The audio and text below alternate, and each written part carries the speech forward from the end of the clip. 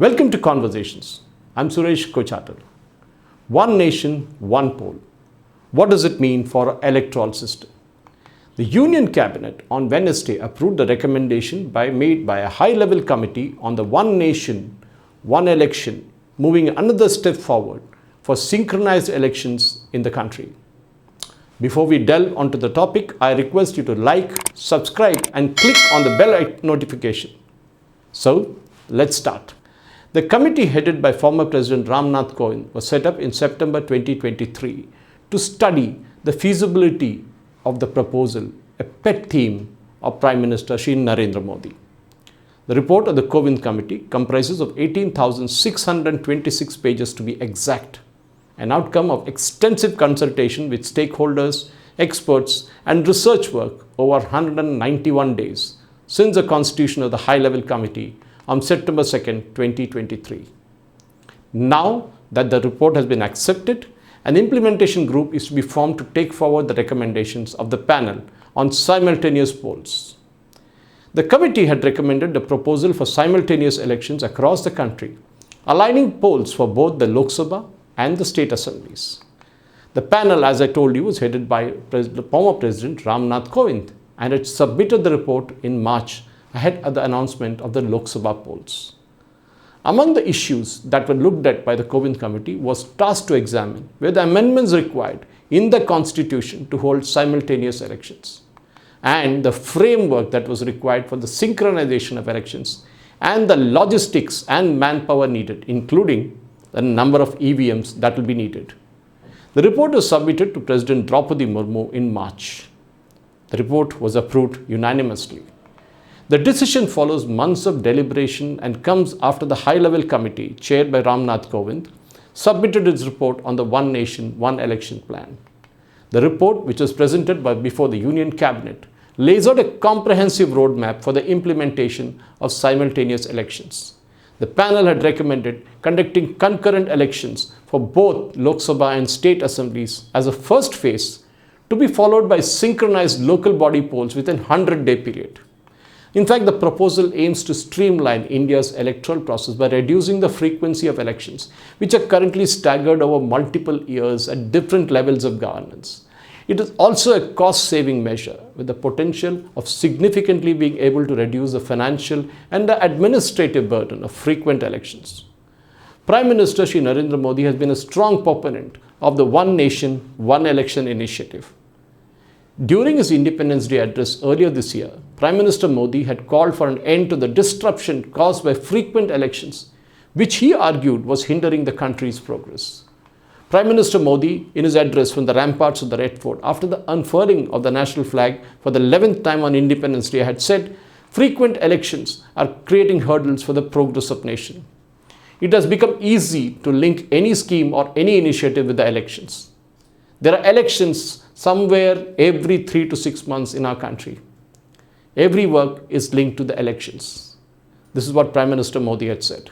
In fact, the BJP had listed this policy as a key commitment to its manifesto in the 2024 general elections. While the proposal has drawn support from many within the BJP, it remains to be seen how the other political parties will respond. Congress Party President Mallikarjun Kharge has already opposed the plan, saying Congress does not stand with this. It believes that one nation, one election cannot work in a democracy. Well, that's what Mr. Kharge feels so.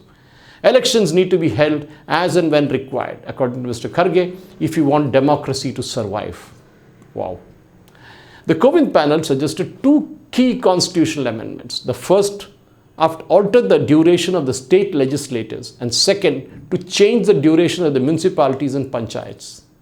The first amendment needs only a parliamentary ratification, while the second needs states' ratification. In fact, the panel recommended as many as 18 constitutional amendments, most of which will not need ratification by state assemblies. However, these would require certain constitutional amendment that would need to be passed by Parliament. One of the amendments which was recommended was to synchronize elections in the local bodies with the Lok Sabha, and that will need to be ratified by at least half the states, beside requiring a two-thirds majority in Parliament. Some of the proposed changes regarding the single electoral roll and a single voter ID card would need ratification at least by half the states in the country. To get the bill through, the government will need two-thirds majority of the members of the Lok Sabha voting in its favor.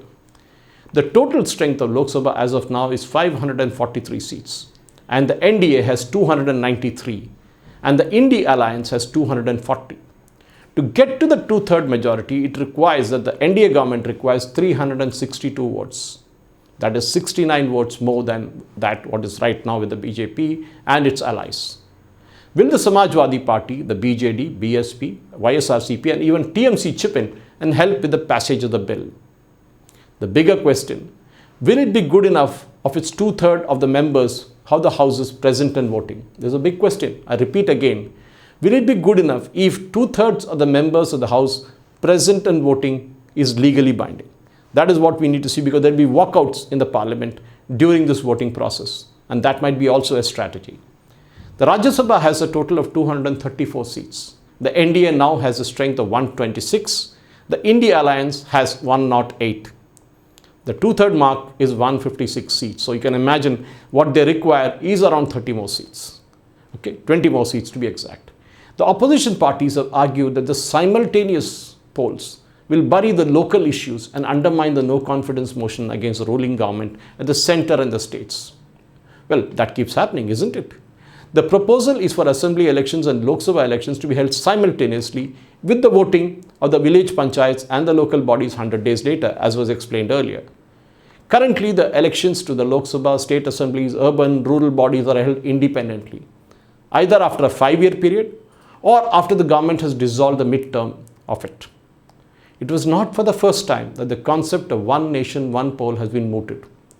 In fact, between 1951-52, when the first elections were held after the country became a republic, the elections was again held in 1967 to the parliament, when both parliament and state assemblies held simultaneously. In fact, the pattern of unsynchronized elections followed that and has put political parties in a perpetual campaign mode. The move to get back to a synchronized election will allow more time for better governance. Another argument in support of the one nation, one election is the cost of staggered elections. And that we know, the one nation camp calls, it's a huge drain on country's resources. And according to some reports, what was spent in the 2019 elections, Lok Sabha elections, was around 60,000 crores. But it jumped to more than double, about 1.35 lakh crore to conduct the 2024 Lok Sabha polls.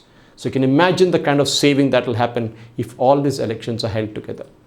The Ramnath Kovind Committee also said that simultaneous polls would prevent frequent disruptions caused by multiple elections. It also stressed that it could cut down the cost of conducting multiple elections, reduce voter fatigue, and improve turnout by giving migrants the chance of going home only once to cast their vote. Otherwise, they used to go for Lok Sabha and for assembly elections. In fact, the issues of EVM availability has been highlighted, along with the questions of availability of sufficient manpower. That is the polling and the security stuff. But manufacturing EVMs, more EVMs, is not a big issue. It can be done over a period of time. Nor getting manpower to conduct election is an issue. That also can be sorted out. Opposition parties have also kind of raised concerns about local and regional concerns getting subsumed in national issues. That's true. Many of the local issues, roads, drainage, water, traffic, will all get subsumed by economy, international relations, infrastructure at the national level. So will Lok Sabha prevail over state assembly? We need to see that. That is sort of true.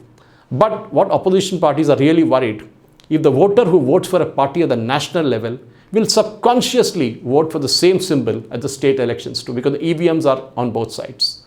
Holding polls simultaneously will also require a lot of maneuvering, including advancing some of the elections and delaying some others, because there had to be some place where we need to start from zero, and that's a problem. So that again has been, a solution has been suggested. That again can be countered, and the problem will be there only when it's done for the first time. After that, it kind of smoothens out. Some have doubted the practicality of taking such steps. Opposition parties, in fact, have complained that the provision would undermine the no-confidence motion that is brought in many state assemblies. Well, we can't help that, isn't it? That would actually maybe resulting in the fall of a government and potentially entail a midterm polls. But here we have one nation, one poll. So, according to the committee, if a state government falls midway through a 5-year term, for example, at the end of 2 years, the government faces a no-confidence motion and loses it, one option is form a new government without fresh polls. That is, with the existing assembly, whoever brought in the no confidence motion will have to form a government. That is the rule in many countries around the world. Suppose that doesn't happen. The government term will extend when the next round of ONO is due. In fact, this government, if it wins, that is the opposition party which brought in the no confidence motion, is able to form the government, they will not go for 5 years. Their term will end at the next round of one nation, one election. Okay, so everything stops at that point. Alternatively, suppose there's no government that is formed, which would mean holding of a fresh state polls or a central rule. The report left that decision to the Election Commission, but clarified that in case the fresh elections are held, the newly elected government's term will end when the next one nation, one election is due. I explained that before to you. In case the election to the State Assembly is not held with the Lok Sabha poll, the Election Commission can seek a change of date for the Assembly polls, but the tenure of the Assembly will be less than 5 years to ensure that the overall schedule stays synchronized. The panel also suggested the creation of a common electoral roll for elections so that voters, again as I explained, they don't have to go, the same list can be used for national, state and local elections. In fact, this will reduce duplication and errors in voter registration. The first 4 elections in India, where the simultaneous elections were held, as I told you, the Congress party was in power, both at the national and state level. That is why they agreed to it. But the moment the opposition party started coming to power in states, the Congress discontinued the one nation, one poll after 1967.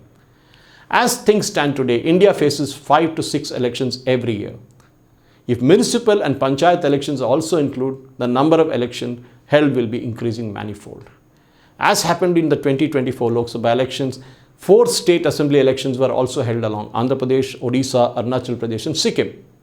The frequent use of government officials and security forces adversely affect the discharge of their duties, and even the imposition of the model code of conduct keeps on happening, and policy paralysis and slowing down of the development programs actually happen.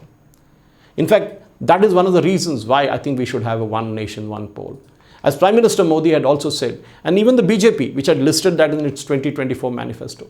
In fact, the BJP has been pushing to hold simultaneous elections since it came to power in 2014. So long time back. The Niti Aayog, for example, backed the proposal in 2017. And in the next year, President Ramnath Kovind, who actually formed this committee, at that time when he was the president, mentioned in an address to the joint session of parliament. In August 2018, the Law Commission released a draft report suggesting that the legal constitutional aspects need to be looked into it. In fact, all we know, even in 2019, Prime Minister Modi spoke of simultaneous elections on the Independence Day speech of his.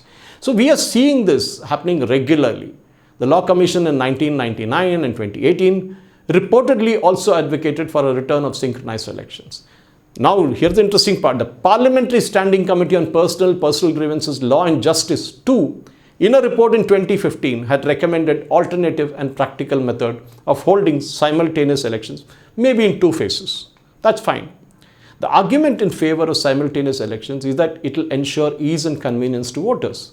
In fact, that's what the entire thing is. Otherwise, frequent elections, the voters get sick and tired and they don't even turn up to vote. And that's what we are seeing. The exchequer will save a lot of money. In fact, the panel studied the system of simultaneous elections in countries like South Africa, Sweden, Belgium, Germany, Indonesia, and even the Philippines. The committee held that considering the uniqueness of the polity in India, it would be best to develop an appropriate model that will suit India. Whatever said and done, we need to look at what is the way that the NDA government is going to get this bill through the parliament. Till then, we need to keep waiting. And thank you for watching. Jai Hind. Please like, subscribe and click the bell icon for notifications.